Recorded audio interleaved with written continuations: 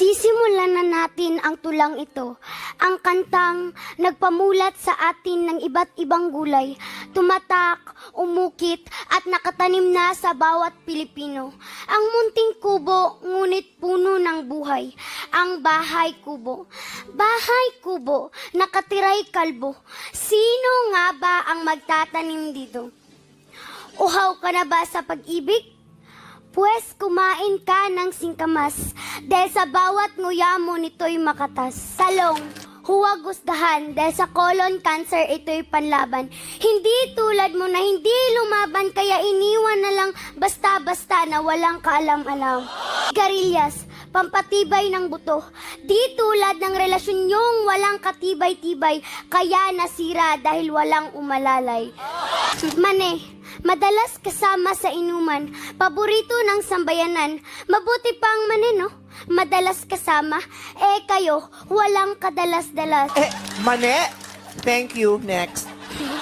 Sitaw, sa lahat ng putahe siya ay kasama, dahil nakikita ang kanyang mabuting dulot. Hindi tulad niya na bulag sa iyong halaga at tuluyan ka nang nilimot. Upo, tulad ng kaklase mong sip-sip sa eskwelahan, sumisip-sip din ito ng kolesterol sa ating katawan.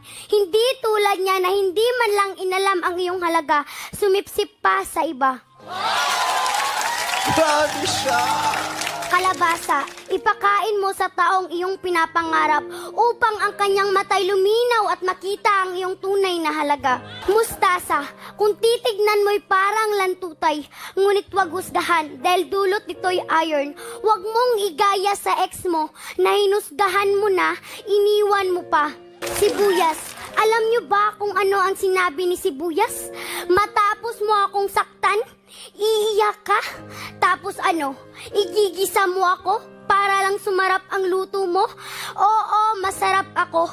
Pampabango at pampasarap lang at wala nang higit pa sa relasyon nating dalawa. Bawang, mayaman sa protein. Sila ni Sibuyas ay always together. Pero bakit wala pa ding forever? Apple, sabi mo, si Crush kumain ng apple. Tapos sa iba na Paul. Kumain ka na rin ng apple. Oo, ikaw na di makamove on, habol ng habol. Ano yung karot? Kumain ka ng karot para hindi ka humarot. Tama na!